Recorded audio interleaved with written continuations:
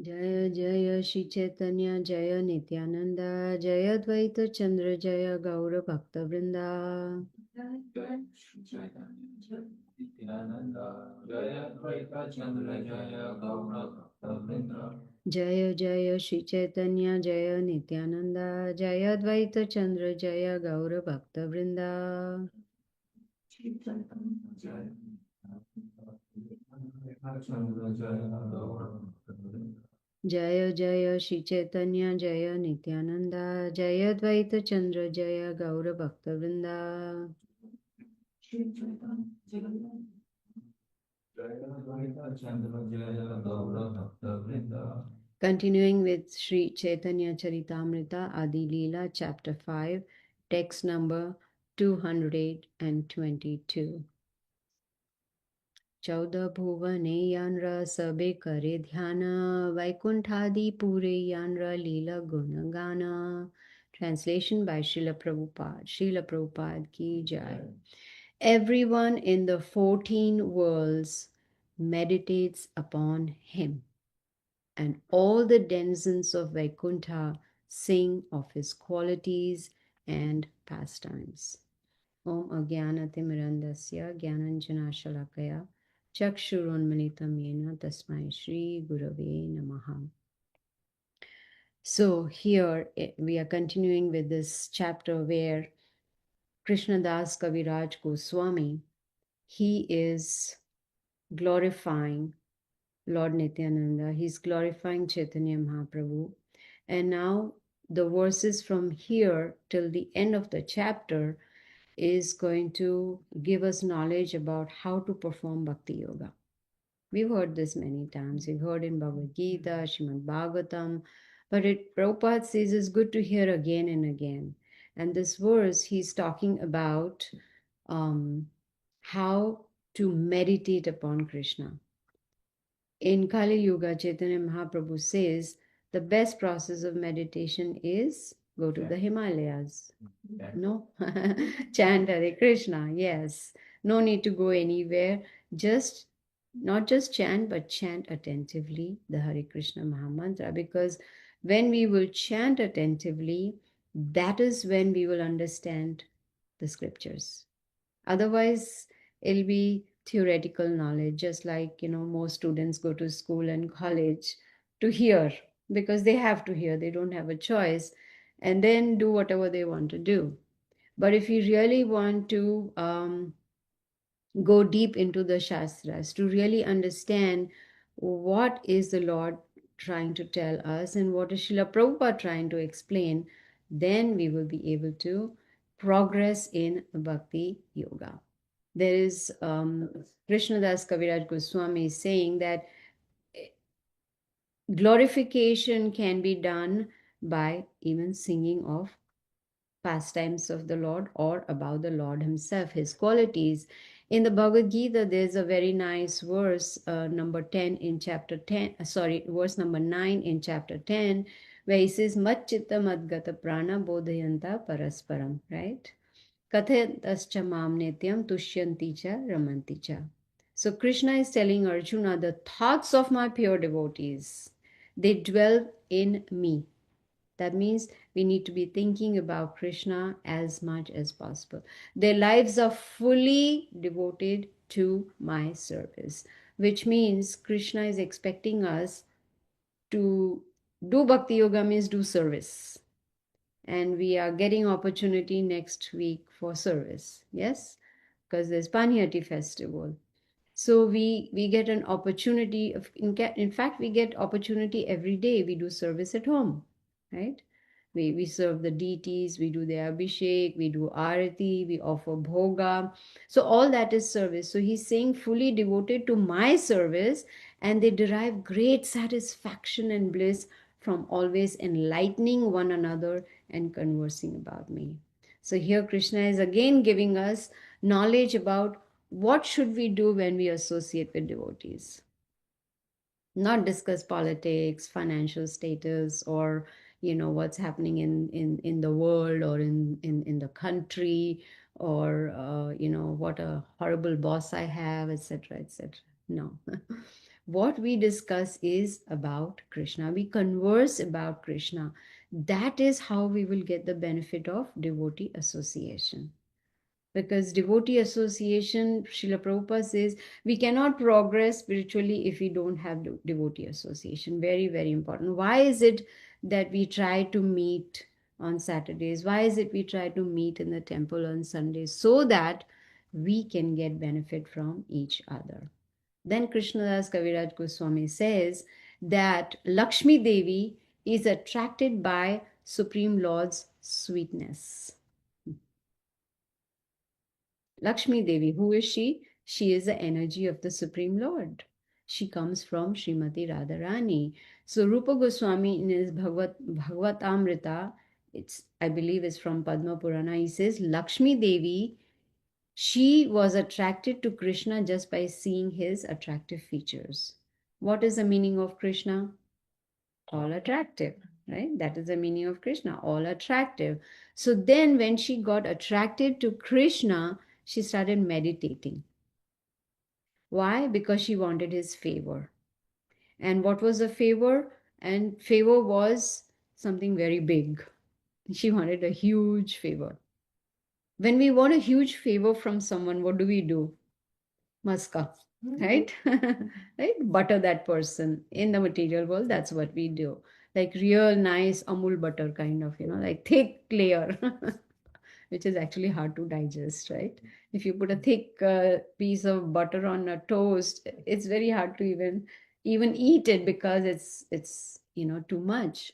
So to get the huge favor from the Lord, she started meditating, and for of course, meditation for us is Hare Krishna, Krishna Krishna, Hare Hare, Hare Ram, Ram Ram. So the Supreme Lord appeared and said, why are you meditating with so much austerity? She said, because I want to be your associate like gopis. Is it possible? Is it possible? No. Krishna said, no, that is not possible. Gopis are gopis. No one can take the position of gopis, no matter how hard anybody tries. Right? That's not. So Krishna said, that is not possible. So she said, okay, then in that case, let me remain like a golden line on your chest. Right? So Krishna said, that I can grant you. No problem. That's why we know that Lakshmi Devi always resides on the chest of Lord Narayan. And that's such a fortunate position, right? To be on the chest of the that means always be with the Supreme Lord. So this is the favor she received. And then in fact, if we study Srimad Bhagavatam, Canto 10, Chapter 16, verse 36, her austerities are there. And she says, O Lord, we do not know how the serpent Kalia has attained this great opportunity of being touched by the dust of your lotus feet. For this end, the goddess of fortune performed austerities for centuries, giving up all other desires and observing austere vows. This is the prayer of Kalia's wives to Lord Krishna after Kalia was subdued by the Supreme Lord by dancing on his hoods. So when Krishna was dancing on the hoods of Kalia, his lotus feet were touching the head of Kalia.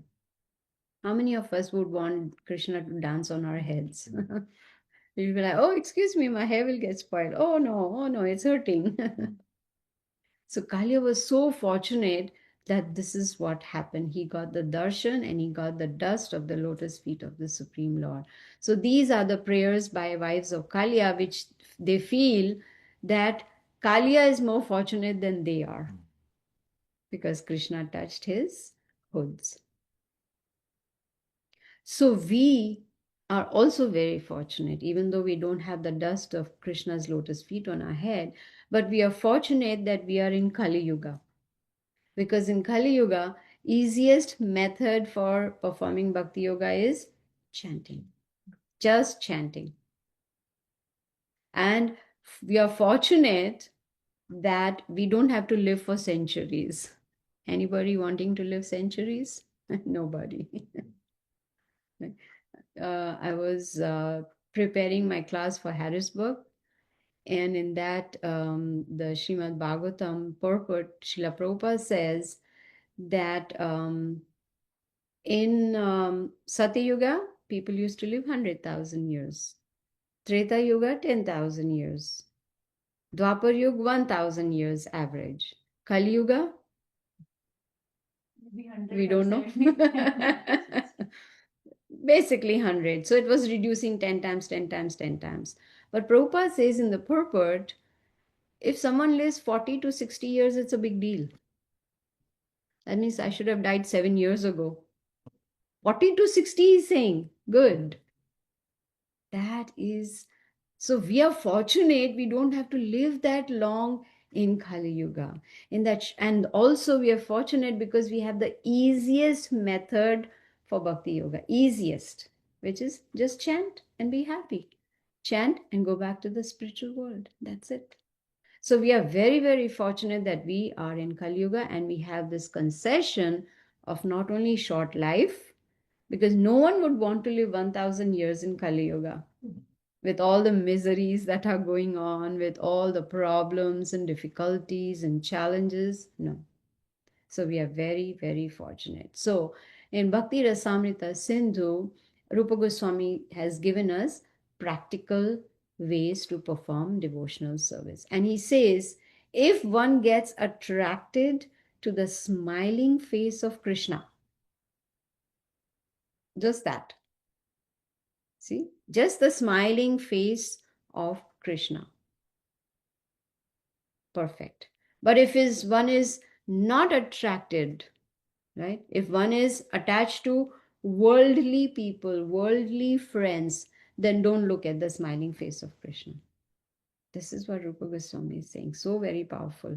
So then it's time for us to think, where are we attached? Are we attached to seeing the smiling face of Krishna, or are we attached to the worldly people that we have around us? So he says that most people are engaged in enjoying the senses, looking for pleasure. Let me go here. Let me watch this movie. It's going to give me happiness. And going to the movie, we cry with the hero, we laugh with the hero, we romance with the hero, everything, the whole consciousness is about the movie. So Rupa Goswami is saying that if we engage in sense gratification, looking for pleasure, spending time with, friends, colleagues, family, whatever it may be, which has nothing to do with Bhakti Yoga, then he says that that association is detrimental for devotional life, for the spiritual life. He says, why do people want to enjoy the senses? Why do they want to, go for a picnic or spend time with all of these worldly people? Is because they are looking for pleasure and they think they love that person. That's why they are doing that. But what is in this material world, the reflection of love is lust. So Prabhupada is saying it's nothing but lust. Love is only in connection with the Supreme Personality of Godhead. That is reserved only for Him. But otherwise, we can have affection for our friends, family, colleagues, or whoever it may be. But love is only in connection with the Supreme Personality of Godhead.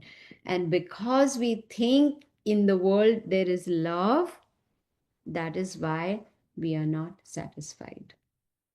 We watch a movie, we want to watch another one. Why? Because we were not satisfied with the previous one, right? We go shopping. Why? Because previous shopping was not satisfactory. So we need something new. Am I making sense? Yes, right?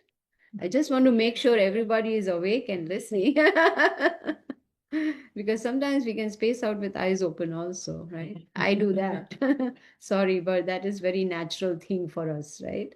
Because immediately the mind will go, oh, I probably didn't switch off the gas in the kitchen. Oh, what about my laundry? Oh, what are my children doing right now, right? The mind can go anywhere. In fact, when I was chanting this morning, I was focusing how many times my mind is running away and how many times I have to bring it back, right? Because this is how the mind works. It's like Prabhupada says, it's like a monkey. It keeps jumping from one branch to another. So Srila Prabhupada is explaining in his purpose in these remaining verses that we are we have a false understanding of love, and that is why we are looking for pleasure in the material world, which is like a drop of water in a desert. Can we be satisfied? In the desert, there's nothing, there's only sand, there's only heat and sunlight. Sun is shining brightly, and that makes us feel thirsty. So if someone comes and say, "Oh, here's a drop of water for you, satisfy your thirst," can we? No. So in this material world, Prabhupada is explaining that the pleasure of the material world is like a drop of water in the desert. We are spiritual beings. We have heard this in Bhagavad Gita. We are parts of the Supreme Being who is eternal. So we are also eternal parts of Him. And we can be satisfied only when we go to the ocean of pleasure. And that ocean of pleasure is Krishna Himself. Prabhupada calls him reservoir of pleasure. Isn't there a small book? There's a small book of Prabhupada which is entitled The Reservoir of Pleasure, because the pleasure comes from Him. So only when we go to Him that we will get complete satisfaction. Another analogy he explains is our heart is like a desert. Imagine, just imagine, heart is, there is sand in the heart. This heart is like desert, and we need an ocean to quench our thirst. Krishna is there in the heart. Ocean is there in the heart to quench our thirst, but we have to make that extra effort to try and satisfy with the help of the ocean of pleasure, which is Krishna Himself. You see, and that becomes possible when we connect with Him. And connection with Krishna in Kali Yuga, the best way is by chanting the holy names of the Lord. So Srila Prabhupada is saying, why are we struggling in this material world when the ocean is in our heart? We can quench our spiritual thirst. So why are we looking for it anywhere else? Why are we struggling? Why not take the option of Bhakti Yoga and go back to the spiritual world? For many, many lifetimes, we have tried to satisfy our senses. So many different bodies we have taken, so many different species we have gone through. We have not been satisfied. So now, what they say, Kal kare so aaj kare so ab. Whatever you want to do tomorrow, do it today. And whatever you want to do today, you do it now.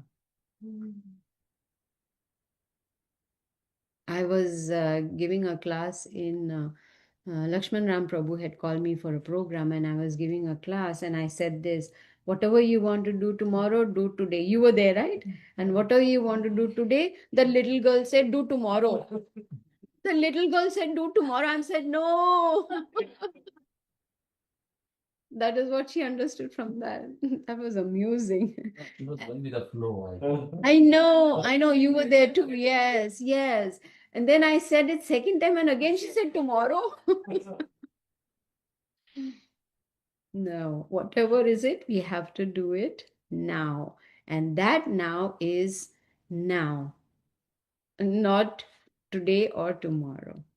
So that is important to understand, that the pleasure in this material world is short-lived, but the pleasure that we get from performing devotional service to Krishna is permanent and full of pleasure. So Prabhupada says, if we really want to seek pleasure, then we need to approach the lotus feet of Krishna. How do we approach? By chanting attentively, because when we chant attentively, we are attracting Krishna towards us. Because then Krishna will say, oh, here is my devotee who's really trying hard to chant my holy names and hear it, so then I should also be there. So, if we want to really do that, then we need to surrender. and not get distracted in this material world.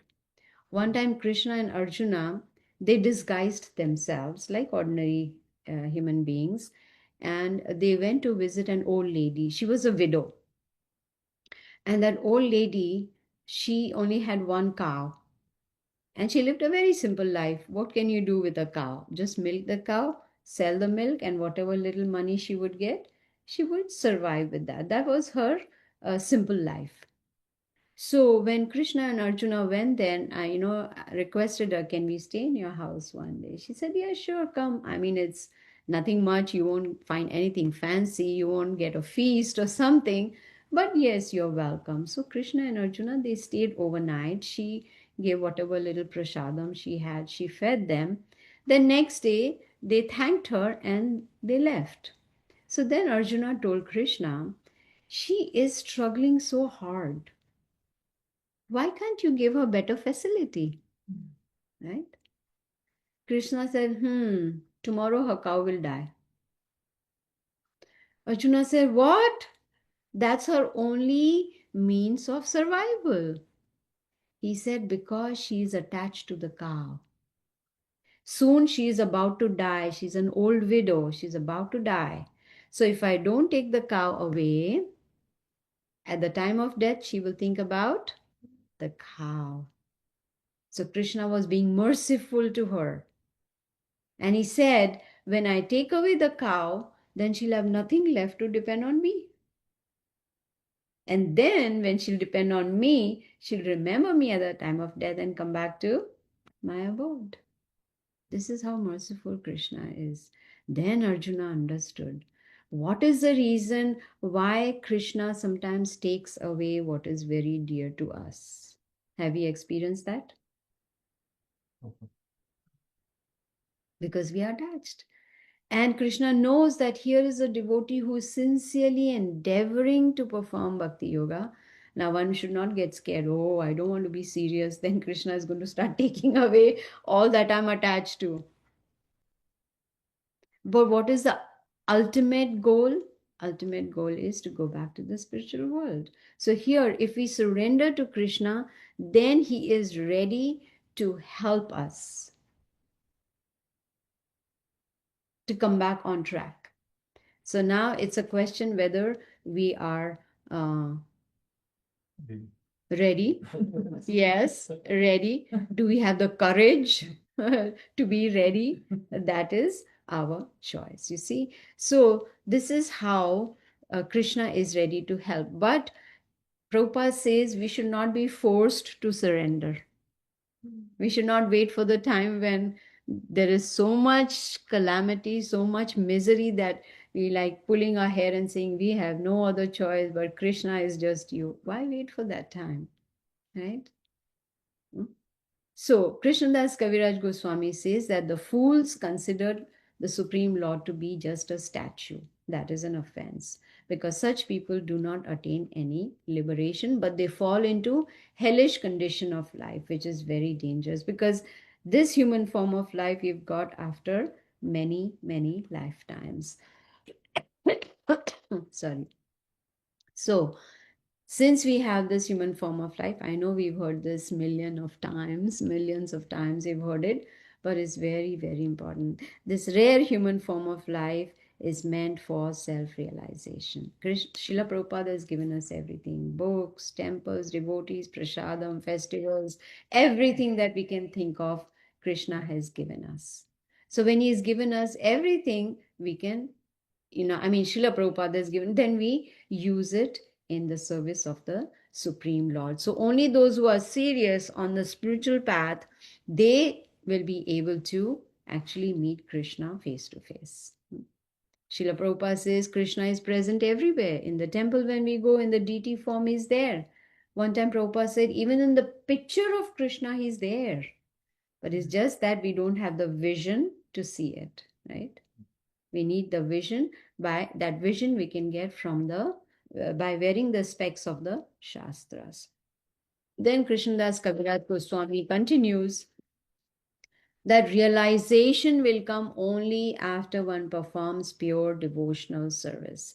And the spiritual master is there to guide us on that path by his instructions, by training us, by advising us, by showing us the way. But all we have to do is we have to take up that process. In the Padma Purana, it is said that those who consider the deity form to be just made of wood, metal, right, or something like that, or clay, or whatever it is, they live in hellish condition of life, because the Supreme Lord is present even in his picture. So Srimad Bhagavatam condemns that those who consider the Lord to be different from his deity form. Of course, there are many who are most are bodily conscious, right? Most are thinking about the body. The moment they wake up in the morning, first thing is how to feed the body, how to bathe the body, how to decorate the body, how to give pleasure to the body. So Srimad Bhagavatam condemns this concept also, bodily concept of life. There are some who are even attached to their place of birth, right? They worship their place of birth. Do you know anybody? I do. Yes, they worship their place of birth. There was this villager. He was very attached to his house, and near the house was a well, and he was attached to that well. You see?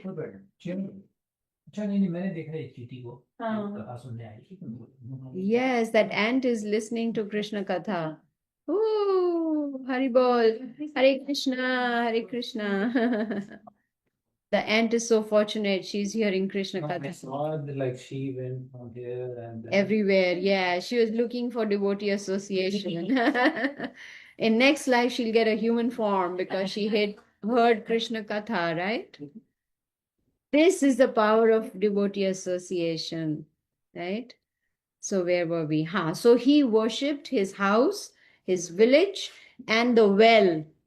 There was a family well that he used to worship. So it so happened, because he was a lazy man, he didn't really take care of the well. So it became dirty, it became contaminated, and it started the air from the well was contaminated, and it was causing disease to villagers. So one by one, the villagers started explaining to him, "You please do something." But it became so contaminated that there was no way to clean it. So everybody suggested, "Why don't you leave the village? Let's go." Because what is it called when there is too much disease, like a plague? Epidemic. Exactly, that's what happened. All villagers left, but he did not. Why? Because he worshipped his house, his village, and his well. And then what happened? He died there near the well. Waste of human form of life. So there are people who worship, their place of birth also. So Krishnadas Kaviraj Goswami continues, and he's describing the mercy of Lord Nityananda. He says he attained the shelter of Lord Govinda by mercy of Lord Nityananda. And we know even from Bhagavad Gita, no one can progress spiritually without the mercy of Guru and Krishna. Nobody. We need both the mercies. So why? Because the Guru, the Vaishnavas, the Acharyas, they are all pure devotees. And just by associating with them, we get the mercy from them, provided we also do what we are supposed to do. And all these Vaishnavas, pure devotees, they are completely absorbed in Krishna Katha. They're completely absorbed in thinking about Krishna, talking about Krishna, explaining, and also distributing Krishna name. When we see these pure devotees, when we meet them, do they say, "Hi, what's up? How are you?" No. They'll say Hare Krishna. Or in Vrindavan, they'll say Radhe Radhe. No one we will find in Vrindavan who says, "Hey, what's up?" They all say Radhe, Radhe. They are trained that way. So Prabhupada says we can make our home also Vrindavan and not use this hi bye, hi and then bye while going bye bye. Right? Instead, we can chant the holy names of the Lord. So Krishnadas Kaviraj Goswami is saying that Chaitanya Mahaprabhu and Lord Nityananda are like life and soul of the Vaishnavas, and they know nothing except Radha Krishna. Chaitanya Mahaprabhu is Radha Krishna, but he knows nothing except Radha and Krishna. That should be the goal of a devotee. How to mold our lives in such a way that we can remember Krishna all the time. And only when we mold our lives in such a way, then at the time of death, we will be able to remember Krishna. Otherwise, it is not possible. So, if we can remember a golden rule, what is that golden rule? Smartavya satatam Vishnu vismartavya na jat. Always remember Krishna, never forget Krishna. And if we are fortunate to get the dust of the lotus feet of pure devotees, Krishnadas Kaviraj Goswami says, then that person has received the mercy of Lord Nityananda. And that mercy is granted by Lord Nityananda. So he is, of course, when we serve the advanced devotees, when we take the dust of the lotus feet of such pure devotees, Krishna is very pleased. Prabhupada gives the example when a mother is walking with the child on the street, and if the passerby appreciates the child, is the mother happy? Very happy, right? Because the child is the heart and soul of the mother.